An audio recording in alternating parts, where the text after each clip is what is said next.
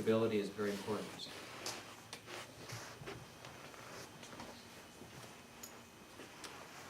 Well, it seems that there were 4 churches in a small Texas town. I was born in Texas, so this is personal to me. There was the Presbyterian Church, the Baptist Church, the Methodist Church, and the Catholic Church.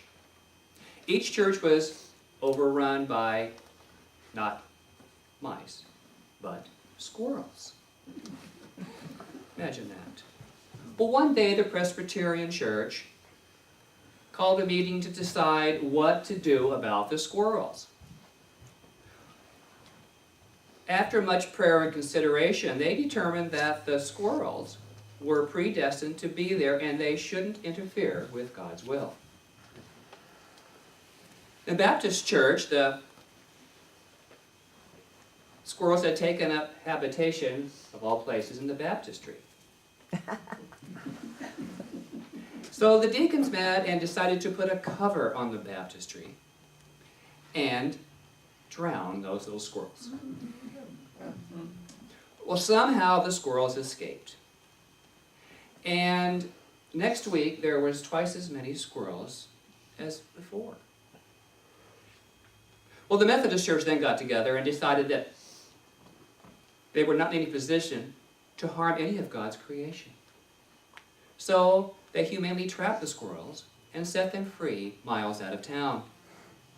3 days later, the squirrels were back. But the Catholic Church, they came up with the best and most effective solution. They baptized the squirrels.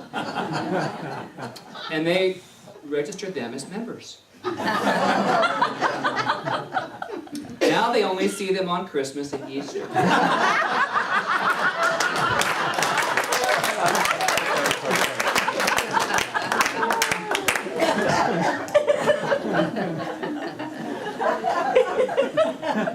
So I ask you, which of the 4 churches was more in harmony with the divine? I'll let you decide. So today, as we explore the ever-available aspects of spirit, thank you, laptop, we do so as we employ those aspects. And so as we employ those aspects, then they create a more abundant life with a greater sense of ease and joy, which Reverend Louis talked about in his meditation. And of course, harmony. Harmony. So what does it mean to live in harmony? What does it mean to live in harmony with the divine? Well, I believe we live in harmony, surrounded by many of its examples. There are many examples that I came up with. We live with eHarmony. There's harmonic convergence, and there's 2- and 4-part harmony, and there's the harmony of the orchestra. There's barbershop harmony, and what is termed discordant harmony, that of being out of tune with itself in music. But my common sense tells me that harmony denotes a unity and a balance, and that harmony designates maybe the results attained or the effects produced when things come together without clashing or disagreement, kind of like church most of the time. Well, as a teenager, I studied piano. And here are the few basics that I remember. The very first note that I learned was middle C.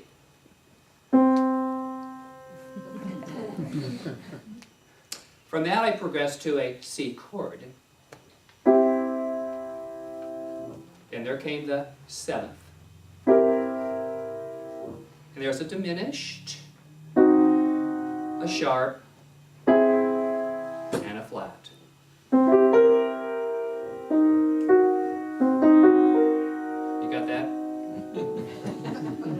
So, thank you. All from one key that started. It all began with one note, C. And so life, like the piano, can be in tune and create beautiful melodies, or it can produce what? Discordance. Discordant notes, which are not as easy for our ear to hear. Doesn't sound pleasant. As pleasant as something more balanced to me. Well, I don't know about you, but I have struck a few of those discordants in my life. But they were part of my learning. They're always part of my learning. And so to be in the learning is important. To be in harmony with anything requires us to take a look at our personal keyboard, I believe. And like the piano, we're the ones that choose whatever key we start in. Metaphysically speaking, we are the ones who choose that key. Nobody else should choose that for you. Sometimes we let that happen. And that's when I believe we have the discordance. It's not our key. It's someone else's.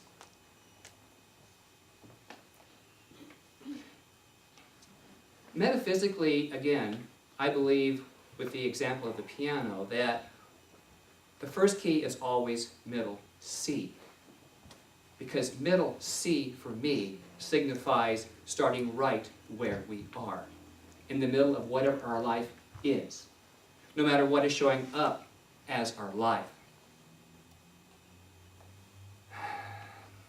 No matter what shows up in our lives, no matter what shows up in our lives, we've got to start where we are. We can't start out where we're not. It doesn't make any sense. Sometimes life sounds up, comes up in us as a lower C discordant, combined with a high C 7th sharp. Not pretty. Not pretty. Is this in harmony when this shows up? It's an indication for us to come into more harmony. And when these things come up, do you deny your divine potential with the Presbyterian method? My life is predestined, and I can't change it because it's God's will. How many have used that one? Don't answer. Then do you use the Baptist method? If I do nothing and say nothing, if I put a lid on my problems and try to drown them in work, excuses, blame, addictions, they will all just simply go away. Or are you using the Methodist method? If I change how I look and act by repackaging myself, my life will magically change. I've done that. Or there's the Catholic method. If only I can come to an agreement with whatever is out there that I do not want, then I will accept experiencing it now and then. What do you think? Any of those four sound like any of you? Sounds like a human experience living from the outside in. Out of experience. This teaching, the science of mind, offers the awareness of living from the inside out. From spirit. And our call is to rise up that inner reservoir of divine wisdom. Why blame and cover and avoid and be in resistance to the harmony of our true nature? Why do we deny that? God is not an outer expression, but an inner realization of who we are. The what is human, the who is spiritual. The what is happening is human. The who we are is spiritual.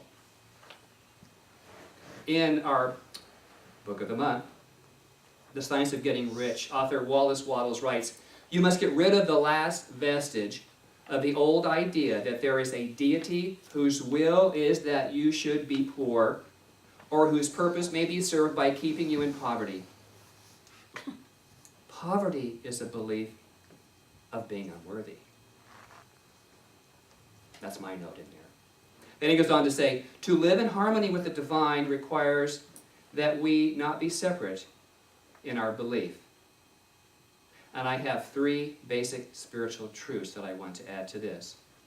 The first one is, God is. And that's that.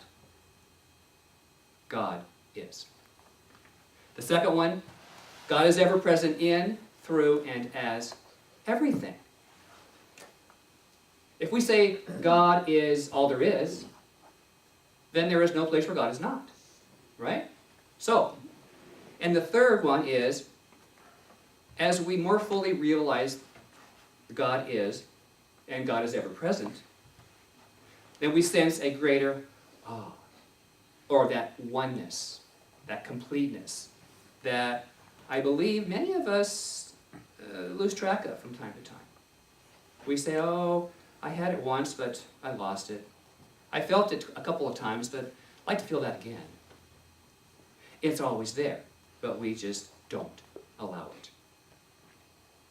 It's the sense of, yes, I am. Yes, I am in and of this allness of God, of this divine spirit imbued with its attributes. I am. So what are some of those attributes? There's joy and love and beauty and light and life and power and joy. And our call is to, 1, welcome a larger idea of our divinity. Welcome that in by feeling worthy of it. By feeling worthy of it. And the second is to be more conscious in that process. So how might we employ these aspects of truth, as I've given, and thereby live a more conscious state of being? Well, as I mentioned earlier, we start right where we are. Right in the center of any situation. Because it's always here within that change happens. First, it happens within. It's the middle C's, plural, of change. So I have 3 middle C's of change for you this morning. And if you're ready to hear them, you will answer, I am. I am. Ready to hear it? I am. Hallelujah. That's what I am. The first C is consciousness. I am. In the science of mind, the first and foremost is always consciousness. For it is the mental awareness. Our mental awareness. And so consciousness, here comes the test. Consciousness assumes 2 aspects. There's objective consciousness, which is conscious awareness equipped with will, decision, and discrimination. And its reasoning is both deductive and inductive. It comes from within, it comes from without, from experience. And therefore, it has self-choice. Now, subjective consciousness is entirely a reaction to this objective volition. What's volition? Choice. So subjective consciousness is creative, but does not discriminate. Just can't say no. Just can't say no. So there are 2 aspects of consciousness, not 2 separate aspects. They're as one. And they operate in perfect partnership in the roles of giving our beliefs and thoughts the objective or objects of life we desire, and then accepting those beliefs and desires and acting upon them. Pretty heavy stuff, huh? Yeah. Yeah. But I encourage you to be conscious. There's consciousness that we live in, but if we go unconscious with our thoughts and words and beliefs, what do you get? Oh my God. You get discordance in your life. Where did that come from? It came from me. It came from you. We just want to go drown it, or we want to dress it up differently. And I'm sure you're all thinking you can dress up but it's still a, you know. That took a minute. Sorry. The second C is cooperation. To cooperate is to agree. That's the definition. So, but in this case, the agreement is with you as your worthiness. As your worthiness to be more of your divine nature. I look out and I see so much wisdom in this room. Because I know, as I've talked with most of you one-on-one, that you each share some great ideas with me every time we visit. And that's what I open up to. That's what I allow my consciousness to be wide open for, is to let me see and hear you. That's a conscious choice. That's a conscious choice. So Wallace Wattles says in The Science of Getting Rich, the intelligent substance which is all and in all, and which lives in all and lives in you as a consciously living substance. And being a consciously living substance, it must have the nature and the inherent desire of every living intelligence for increase of life, for the increase of life. Every living thing must continually seek for the enlargement of its life, because life, in the mere act of living, must increase itself. It must increase itself. The cells of our body, do we have to tell them to reproduce themselves? No. That's its inherent nature, is to live and to move and to be healthy and vital. The third C is conformity. Ooh, conformity. Why conformity?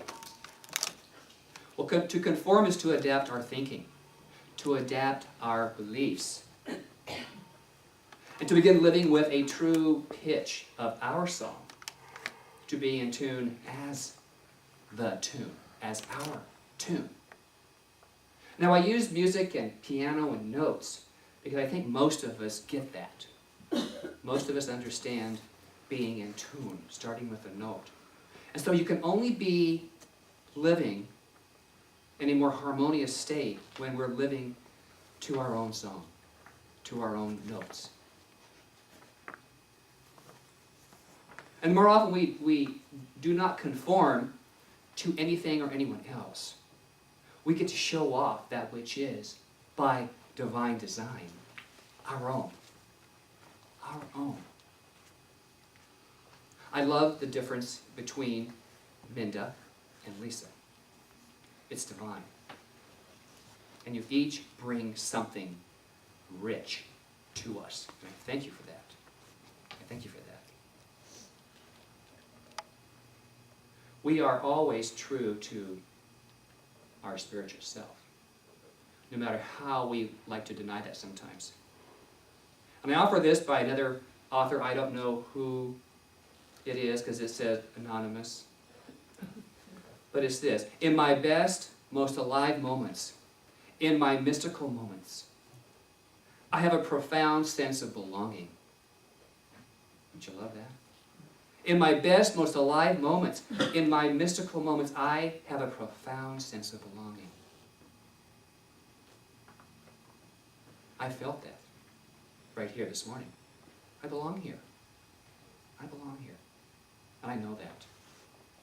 So, beloveds, consciousness, cooperation, and conformity, the 3 C's of consciousness, are offered to assist you as you welcome a greater idea for your life. And what I know is you are worthy of living in this harmony with the divine. Because in truth, you already are. You already are. It's our birthright. We are born in the divinity of Spirit. So I ask you, if you believe you are worthy of living the greater idea of you, I invite you to affirm with me, yes, I am. Yes, I am. Are you sure? Yes, I know I am too. And so I leave you with that. I am. Not you am. Not me am. But I am. In the unity and the oneness out of which each of our individual lives spring forth from. So live your greater idea. Live it in love. And I celebrate you. And so it is.